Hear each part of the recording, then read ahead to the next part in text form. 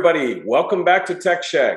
Again, continuing to bring you interesting, exciting, unique stories from the Pakistan tech startup ecosystem. Today, after many, many moons, I've gotten very lucky and I've been able to get a very special guest on. We have with us today the CEO and co-founder of Aimfit, Mahlaqa Shaukat. Mahlaqa, thank you for being on the show. Thank you so much for having me, Farooq. Pleasure. And as you know, Mahlaqa, we usually don't waste a lot of time here at Tech Check. We try to jump right in. So first, tell us a little bit about Mahlaqa. Tell us a little bit about Aimfit. Awesome. So Aimfit is on a mission to democratize fitness for over 600 million women in emerging markets. So Pakistan alone is a population of 110 million women. And, unfortunately, Pakistan is one of the most unfit countries in the world. So there was a survey done not so long ago where the participation in physical activity of different populations was gauged. And unfortunately, out of 150 countries, Pakistan was 149. And the 150th country was an African country that I think never even heard of. So when I came across that was a big shock for me. Sure. And actually, during my university years, I was lucky to have found my passion in rowing, in sports. So I got a chance to go to Oxford University for my undergrad. I actually was studying engineering with econ and management, which is a very sort of, one of the dual sort of degrees that Oxford has. And my sister, who's also my co-founder, was also at the same university, and we both picked up rowing. Awesome. And that's how I got into fitness. For the first time, I realized that, okay, if I have to be good at sport, I also need to be fit. That's like the prerequisite. Yeah. And in fact, I have this story, which I think that is a day I will never forget. And it really changed my perspective. So my friend and I, we were actually heading to our boathouse for a session. And we were running. And for some reason, we didn't have our bikes. And so she said, oh, you know what? We're going to be late. We have to run.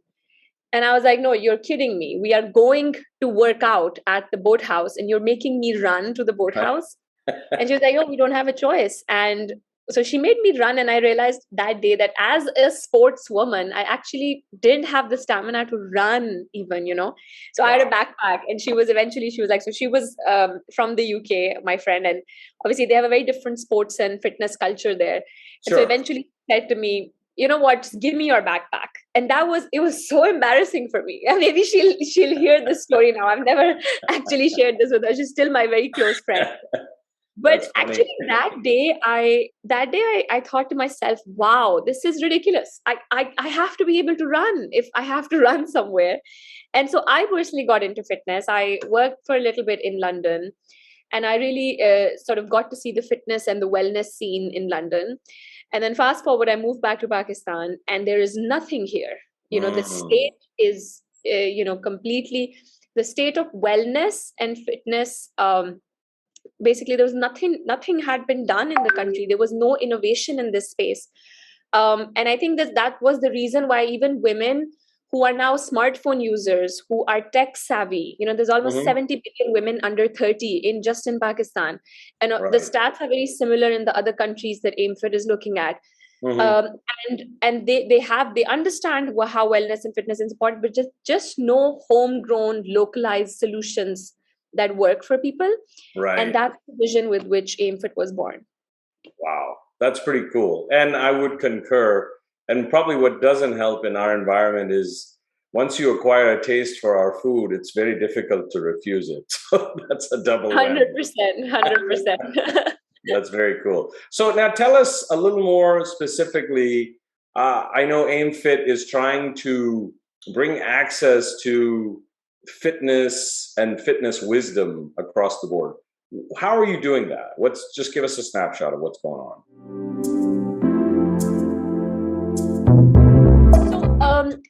So we're a digital platform. Okay. The service is available on your phone, iPhone, iOS, as well as Android. We also actually have a web platform. Okay. And we help our users with not just physical fitness and workouts, but also with nutrition And I think something that really has is like one of the most popular services on the app is actually a personal accountability coach. So Got when it. somebody becomes an Aimfit member through our app, Mm-hmm. you have access to a live workout schedule that runs all day. So we're Okay. talking any classes that could interest women, from yoga to Pilates to dance to, workouts that my mom and your mom could do, that who have never Sure. worked out before. And Sure. these classes run all day. So from morning to evening, we have about 10, 12 classes that already were running. Right. And I mean, when you think about it, like, a Pilates class, like Pilates classes, when you go to gyms here, or if there are Mm-hmm. any very few gyms that would do them, but Mm-hmm. there would be like, 10 classes, you'd be paying 20,000 Pakistani rupees for. And of Sure. course, with like heavy equipment and stuff. And what Aimfit has done is we're democratizing that. You have Mm-hmm. access to your monthly package to, the best Pilates instructors who will do the most effective way of doing Pilates, which is actually on a mat. Right. Similarly, yoga. And I think what is really loved by our users is how we localize everything. Got So, it. we'll use music that is sort of really up and coming. We've actually done a lot of sort of work around securing the rights to the music. We're still working with some people to figure that out. So there has been considerable amount of, I think, effort in trying to understand what is the local taste. I actually Sure. genuinely believe that nobody should do a boring workout. If a workout and fitness has to become part of your life, you can't be on a treadmill somewhere boring yourself to death and Right. thinking, hey, I can't do this day in and day Sure. out. So you Sure. have to enjoy it. And that's what Aimfit is putting on the workout side. Yeah. Similarly, with nutrition, like 80% of our users who come to us want weight loss as a goal. So that goal we're obsessed with. So like you were saying that, our localized palate is very different. It's actually very difficult in our, even in like a family setup in Pakistan, to cook a meal separately for yourself. We're cooking multiple people in Sure. the house, and then counting those calories becomes difficult. So we've customized our solution to, like how people eat and operate in Pakistan. In a nutshell, Very, that's very the interesting. service. Very interesting. And so does that entail like local language also, like having it in Urdu, or is it all done in English? So there is a little bit localization, definitely, in the language based on what the audience wants. So we have a lot of women who are very young, a lot of working women. Actually, English is a language that most people, will sort of be able to navigate. So the Got it. workouts that Got we it. actually do teaching is in mixed language. It happens in Urdu and English. The app Right. is in English because users we're looking at are users who are already using Facebook and TikTok and WhatsApp. Very cool. So, Okay. they're very tech savvy. That's actually not a hindrance. Okay. Well, that's good to know. So, and out of curiosity, obviously, because it's a startup and there's a financial component, what does that revenue component look like for you? How do you monetize this, and how do you grow it?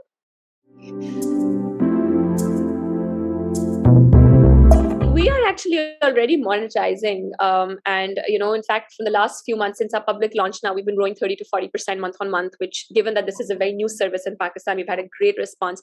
In fact, like when we look at how engaged our users are, so there's one North Star metric that we very heavily track, which is the number of workouts that our active users are doing. Okay. And we are currently above 3.5 per active user on average per week. And Wow, this that's is one of the fantastic. highest averages that I've come across globally. Like, I'm tracking some numbers from some big startups in the US, who are like post IPO and super huge. And I know that their numbers are somewhere in the 2 point something range.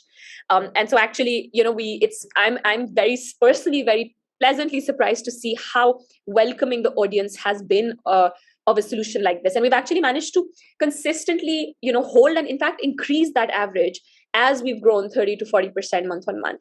And the revenue actually works, it's a monthly subscription that people Okay. sign up to. We have a basic service. We're also introducing a premium service very shortly. And most of our users can then also get on a quarterly plan, but most of our users are they either choose to pay a subscription monthly or then like a 3-month plan or something of that sort. Very cool. Very cool. Well, as you know, we try to keep Tech Sheck relatively short. So we're coming up to the end of the time that we have. My last question for you is, any guidance, insight from diaspora that you're looking for at this point? I think I'm a member of this group called Park Launch, and I think that a lot of the people in that group are from outside. Absolutely, yeah. And we've actually, Aimfit has just closed a high signal round. And as part of this round, we've had a lot of high signal women, femtech leaders who have actually joined Aimfit as angel investors.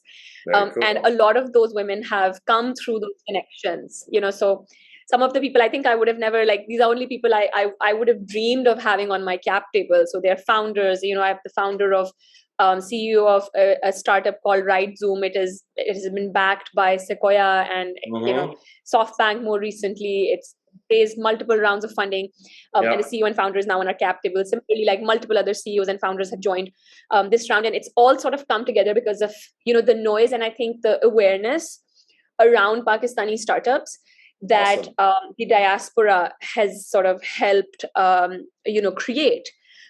People I'm speaking to for my fundraising, they're actually super excited to invest in Aimfit in Pakistan. And I think that a huge shout out goes to that community. So I guess keep doing what you guys are doing, because it's definitely helping the startups in the country. That's great. That's good to know. Well, really appreciate that. And with that, we've come towards the end of our time here, Mahlaqa. First of all, I wanted to thank you very much for being on here. Your story is very inspiring. I'm personally very, very stoked to hear this, because healthy body, healthy fitness, healthy mind. There's a lot of correlation. So I'm glad you're propagating something positive that way. Thank you so much, Farooq. Thank you for having me. You're welcome. And to our audience, as you can see, over 100 episodes now. Look at all of the interesting and unique folks we have in Pakistan doing unique and interesting things. So with that, please continue, like, share, and subscribe our channel. We're going to keep doing this. And we're always looking for references for good candidates. And with that, we bid you Allah Hafiz.